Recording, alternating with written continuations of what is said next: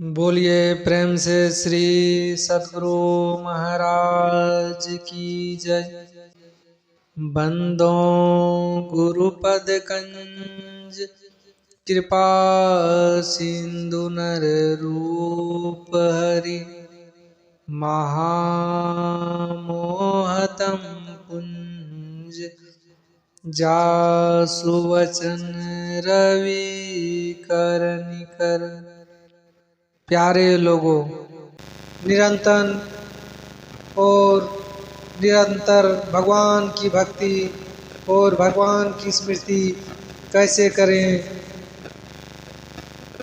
आप सब लोग जानते हैं कि हम घर में रहते हैं और घर का काम करते करते भगवान का स्मृति करना भी बहुत ज़रूरी है। इसलिए सब समय तू निरंतर मेरा ही स्मरण कर और युद्ध कर्तव्य कर्म भी कर। भगवान का स्मरण सब समय हो सकता है, किंतु युद्ध समय पर ही किया जाता है। अर्जुन को उपदेश देते हुए श्री कृष्ण ने ये बात कही थी।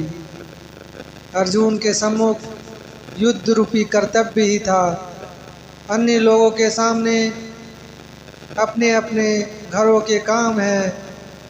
युद्ध की तरह घरों के काम धंधे भी सभी समय नहीं हो सकते।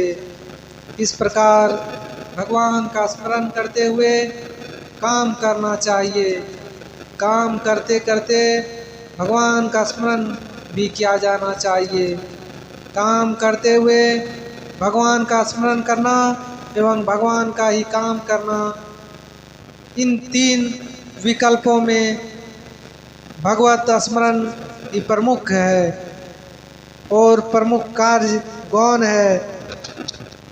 दूसरे विकल्प में कार्य ही प्रमुख है और भगवत स्मरण गौण है। और तीसरे विकल्प में भगवान के प्रति अनन्य भाव है। प्राय लोग काम करते हुए भगवान को भूल जाते हैं। इसमें स्वयं की असावधानी तो खास कारण है, परंतु साथ में एक भारी भूल भी है। यह एक सिद्धांत है कि जिसके प्रति ममता होती है उसका स्वतः ही स्मरण होता है। लोग काम धंधों को अपना मानते हैं, इसके प्रति ममता रखते हैं, अतः काम धंधे ही याद आते हैं, भगवान नहीं। भगवान याद आते भी हैं तो कुछ समय के बाद उन्हें फिर भूल जाते हैं। अतः यह दृढ़ निश्चय कर लेना चाहिए कि हमें घर का काम करना ही नहीं है, बल्कि भगवान को याद भी करना है। काम तो भगवान का ही करना है। अंजन कहाँ आँख जेही फूटे। जिस अंजन से आँख फूट जाए वह अंजन कैसा, उससे हमें क्या मतलब। घर का काम करते हुए भगवान को भूल जाए तो ऐसी काम से क्या लेना। अतः साधक को यह मान लेना चाहिए कि घर हमारा नहीं है और घर का काम भी हमारा नहीं और हम भी हमारे नहीं। घर भी भगवान का, काम भी भगवान का और हम भी भगवान के। भगवान की शक्ति से ही भगवान को प्रसन्नता के लिए हम भगवान का ही काम कर रहे हैं। इस प्रकार दृढ़ भावना से भगवान के प्रति ममत्व पैदा हो जाएगा और फिर भगवान का स्मरण स्वतः ही होने लगेगा। स्मरण के लिए प्रयास की कोई आवश्यकता नहीं होगी, किंतु जब तक घर आदि को अपना मानते रहोगे तब तक स्मरण में भूल होती रहेगी और होगी ही। जैसे हम किसी धर्मशाला में ठहरते हैं तो यह बात जांच जाती है और जांची भी जाती है यह धर्मशाला हमारी नहीं है। इसी प्रकार घर में रहते हुए यह बात जान और जांच लेनी जरूरी है और जाननी भी चाहिए कि यह घर हमारा नहीं है। यहाँ तो थोड़े समय के लिए हम रहने आए हैं। इस बात को बहुत ही दृढ़तापूर्वक पकड़ लेना चाहिए। यह घर मेरा नहीं है, धनादि पदार्थ मेरी नहीं है, परिवार मेरा नहीं, शरीर मेरा नहीं। ये तो थोड़े समय के लिए मिला हुआ है। समय पूरा होते ही इससे वियोग हो जाएगा। यदि ये मेरा और मेरा होता तो ये कभी न कभी नहीं छूटता। यदि ये मेरे होते तो यह सदा मेरे साथ रहते, किंतु इस पर ना तो कोई अधिकार ही चलता है, ना इनमें हम इच्छा अनुसार परिवर्तन ही कर सकते हैं और ना इनको मरने नष्ट होने से बचा सकते हैं। तो ये पदार्थ आदि मेरे कैसे हो गए? किसी भी युक्ति से इसके साथ मेरापन सिद्ध नहीं होता। अतः यह मेरे नहीं है, नहीं है, नहीं है। मेरे तो एकमात्र भगवान ही है, क्योंकि भगवान पहले भी मेरे साथ थे, अब भी हैं और आगे भी रहेंगे।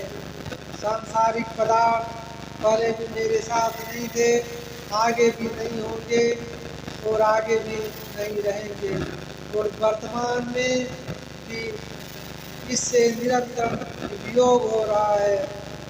संसार के साथ कभी संयोग है ही नहीं और भगवान के साथ कभी वियोग है ही नहीं। भगवत प्राप्ति की इच्छा कभी भी मिटती नहीं।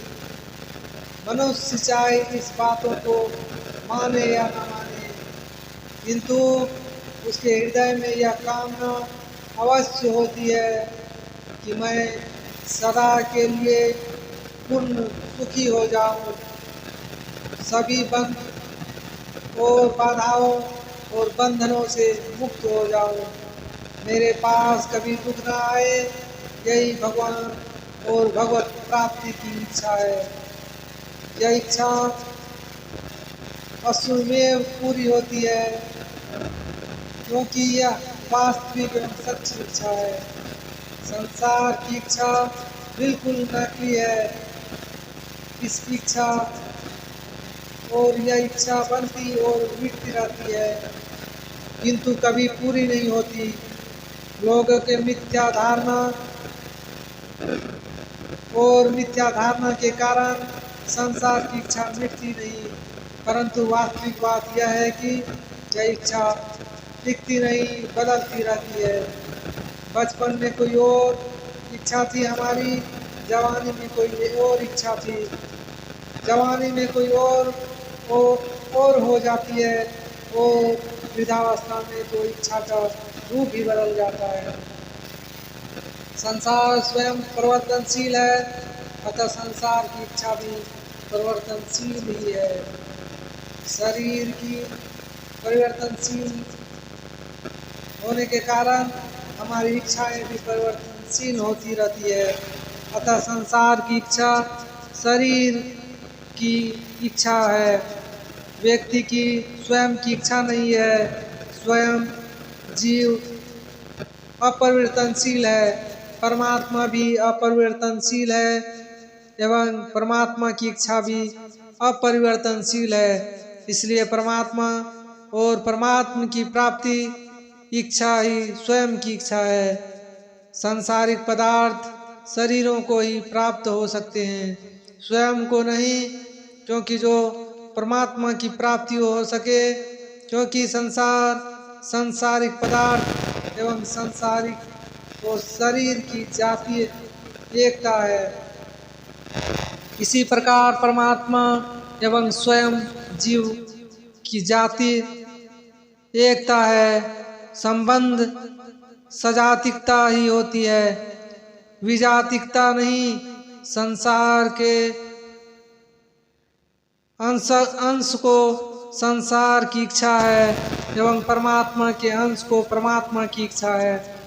संसार का काम, घर परिवार का काम भी शरीर, मन, इंद्रियां आदि का ही काम है, हमारा काम नहीं।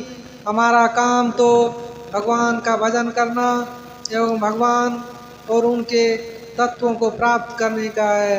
हमें एकमात्र भगवान की ही आवश्यकता है एवं भगवान को प्राप्त करने का इच्छा है।